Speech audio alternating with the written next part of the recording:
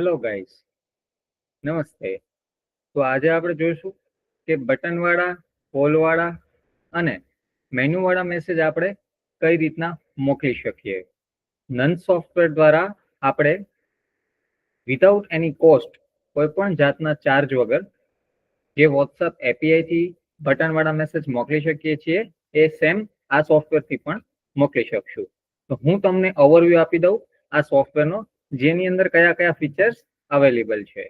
તો first of આપણે જોઈએ ડેશબોર્ડ, જેની અંદર તમે કેટલા ડિવાઇસ કનેક્ટ કરેલા છે એ બતાવે છે. એના પછી કેટલા ઓટો રિપ્લાય સેટ કરેલા છે એ બતાવે છે. કેટલા વેલકમ મેસેજીસ સેટ કરેલા છે એ બતાવે છે.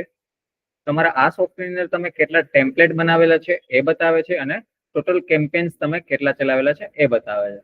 સાથે સાથે બીજા ઘણા બધા રિપોર્ટ, જેવા કે ટોટલ કેટલા મેસેજીસ છે, પેન્ડિંગ મેસેજીસ કેટલા છે, ઓટો રિપ્લાય કેટલા આવેલા છે, વેલકમ મેસેજીસ કેટલા આવેલા છે, મેસેજ સેન્ડ કેટલા થયેલા છે, વગેરે વગેરે. તો તમે જોઈ શકો છો કે ડેશબોર્ડની અંદર જ તમને બધાય મેસેજીસના રિપોર્ટ જોવા મળશે. હવે આપણે આગળ જઈએ ડિવાઇસીસ ઉપર. ડિવાઇસીસ શું છે કે અહીંયા તમે કોઈ 5 કે 5 થી વધારે વોટ્સઅપને, મેક્સિમમ 10 વોટ્સઅપને કનેક્ટ કરી શકો છો આ સોફ્ટવેરની અંદર. બેનિફિટ એ છે કે એકને એક નંબરમાંથી વારંવાર મેસેજ સેમ ટાઈમ ઉપર જવાથી વોટ્સઅપના અલ્ગોરિધમને ખ્યાલ આવી જાય છે, તો જેનાથી આપણા વોટ્સઅપ બેન થવાના ચાન્સીસ વધી જાય છે. તો અહીંયા આપણે કોઈ પણ એક વોટ્સઅપને સ્કેન કરી અને એનરોલ કરાવી શકીએ છીએ, જેનાથી મલ્ટિપલ નંબરમાંથી આપણે મેસેજ સેન્ડ કરી શકીએ છીએ. હવે જ્યારે પણ આપણે મેસેજ સેન્ડ કરવો હોય ત્યારે જે ટેમ્પલેટ આપણે સિલેક્ટ કરવું હોય એ ટેમ્પલેટ સિલેક્ટ કરી, કયા નંબરમાંથી તમારે સેન્ડ કરવું છે અથવા તો બધા નંબરમાંથી સેન્ડ કરવું છે એ બી આપણે સિલેક્ટ કરી શકીએ છીએ. મેસેજ ટાઈપ બાય ડિફોલ્ટ આવી જશે, કેમ કે તમે જે ટેમ્પલેટ સિલેક્ટ કરેલું છે એ જ મેસેજ ટાઈપમાં સિલેક્ટ થઈ જશે. કયા નંબરમાં તમારે શેર કરવું છે એ તમે અહીંયા નંબર નાખી શકો છો.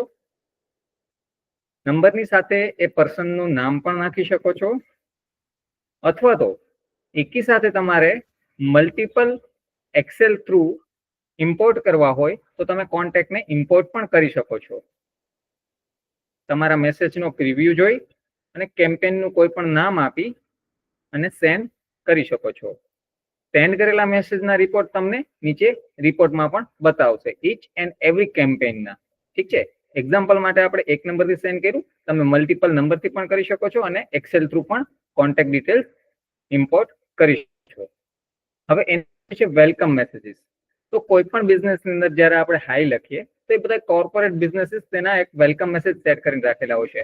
બેનિફિટ એ થાય કે કોઈ પણ બિઝનેસમેન 24 અવર્સ માટે અવેલેબલ હોતા નથી, રાઈટ? તો નાના એસએમઈ માટે સ્પેશિયલી સોફ્ટવેર ડિઝાઇન કરેલું છે કે જેની અંદર તમે વેલકમ મેસેજીસની અંદર સેટ કરી શકો છો, જેની અંદર તમે મલ્ટિપલ આન્સર્સ, બટન અને પોલ સેટ કરી શકો છો, જેના હિસાબે તમે અવેલેબલ હોવ કે ન હો, તમારી સિસ્ટમ એક વેલકમ મેસેજ શૂટ કરશે. એ વેલકમ મેસેજની અંદરથી જે કંઈ બી કસ્ટમર કોઈ મેસેજ કે કોઈ બટન ઉપર ક્લિક કરશે તો એના પછી એને કયો રિપ્લાય જવો જોઈએ એ પણ આપણે ઓટો રિપ્લાય થ્રુ સેટ કરી શકીએ છીએ. અનલિમિટેડ ઓટો રિપ્લાય સેટ કરી શકીએ છીએ. કયા નંબરમાંથી તમારો ઓટો રિપ્લાય જવો જોઈએ, કયા કયા કીવર્ડ ઉપર જવો જોઈએ. જેમ કે કોઈ હાઈ લખે છે તો હાઈ સિલેક્ટ કર્યું, સ્મોલમાં લખે છે તો સ્મોલમાં લખીને સિલેક્ટ કર્યું. એવા મલ્ટિપલ કીવર્ડ્સ પણ તમે આની અંદર રાખી શકો છો કે કયા કીવર્ડ ઉપર કયો મેસેજ શૂટ થવો જોઈએ. અચ્છા, હાઈ લખે છે તો તમારે કઈ ટાઈપનો મેસેજ સામે શેર કરવો છે, રાઈટ? તો સિસ્ટમ ઓટોમેટિકલી એમને શેર કરી દેશે, જેમ કે text with media, button, button with media, list menu with media, poll અને પોલ વિથ મીડિયા. તો જે બી તમારે મેસેજ રાખવો છે તમે ઓટો રિપ્લાયની અંદર સેટ કરી શકો છો મલ્ટિપલ કીવર્ડમાં. આ વાત થઈ એક ઓટો રિપ્લાયની. એવી રીતના તમે મલ્ટિપલ ઓટો રિપ્લાય પણ સેટ કરી શકો છો અને તમારા બિઝનેસને ફૂલ્લી ઓટોમેટિક બનાવી શકો છો. એના પછી છે ટેમ્પલેટ્સ. ટેમ્પલેટની અંદર તમે ઘણા બધા મેસેજીસ એવા રેગ્યુલર આપણી પ્રોડક્ટ, સર્વિસ કે બિઝનેસને લગતા હોય છે, તો એની અંદર આપણે મલ્ટિપલ ટાઈપના ટેમ્પલેટ્સ ક્રિએટ કરી શકીએ છીએ. ટેમ્પલેટનું એક નામ આપી દઈએ કે જેથી આપણને યાદ રહે કે આ કઈ પ્રોડક્ટને રિલેટેડ આપણે ટેમ્પલેટ બનાવેલું છે. જેમ કે આપણે ટેક્સ્ટ વિથ મીડિયા વાળું બનાવીએ તો એની અંદર આપણે નામ આપી દઈએ ડિજિટલ માર્કેટિંગ સર્વિસીસ, રાઈટ? અહીંયા તમારે જે બી એની અંદર મેસેજ ટાઈપ કરવો છે મેસેજ ટાઈપ કરાવી શકો છો તમે.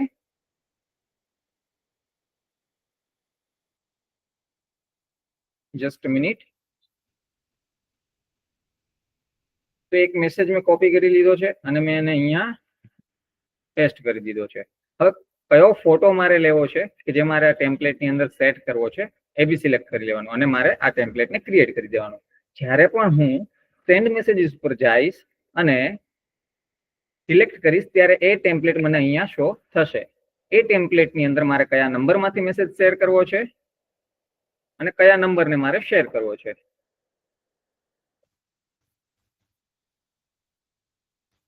જ્યારે બી તમે બધા નંબર નાખી લ્યો અને નામ નાખી લ્યો, ઓપ્શનલ છે નામ નાખવું, કમ્પલસરી નથી.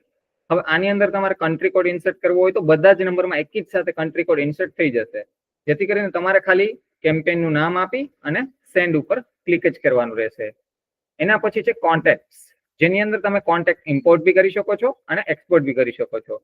લાસ્ટમાં એક બહુ એન્ટી બેન વોટ્સઅપ ફીચર્સ કહી શકીએ, અનસબસ્ક્રાઇબર.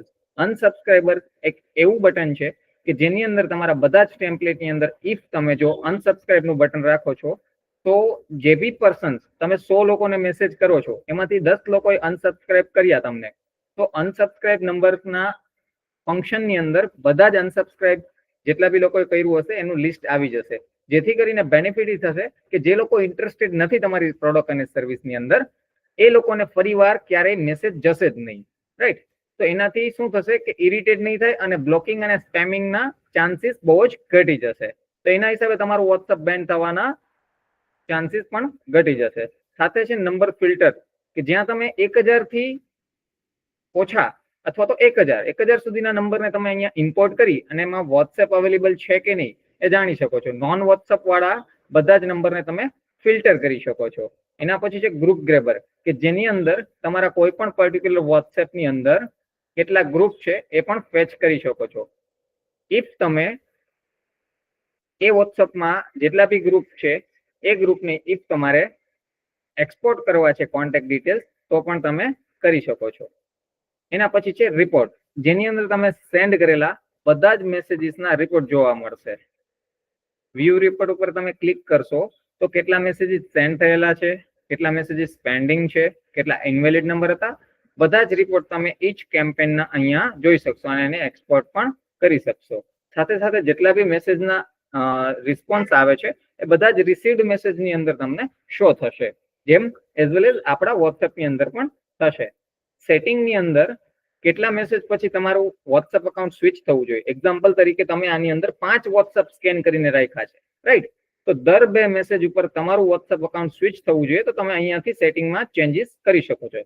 સાથે સાથે ડિલે મેસેજ બિટવીન, એટલે કે તમે કઈ સેકન્ડ થી કઈ સેકન્ડની વચ્ચે એક મેસેજને સેન્ડ કરવા માંગો છો કે જેનાથી વોટ્સએપના અલ્ગોરિધમ હાર્મફુલ ન થાય, અફેક્ટ ન થાય અને તમારું વોટ્સએપ બેન પણ ન થાય. તો એની સેકન્ડ તમે વધારે પણ રાખી શકો છો અને ઘટાડી પણ શકો છો, રાઈટ.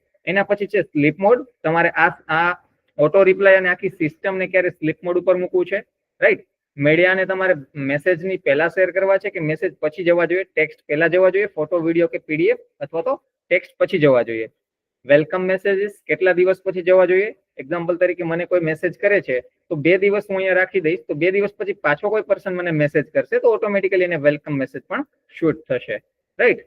કન્ટ્રી અને લેંગ્વેજ સિલેક્ટ કરવાનું છે. અનસબસ્ક્રાઇબનું બટનની અંદર કોઈ તમે બીજો કીવર્ડ પણ રાખી શકો છો. સ્ટોરેજ બતાવે છે ને લાસ્ટમાં અહીંયા તમે કોઈ પણ એક નંબર નાખી શકો છો, જેની અંદર તમને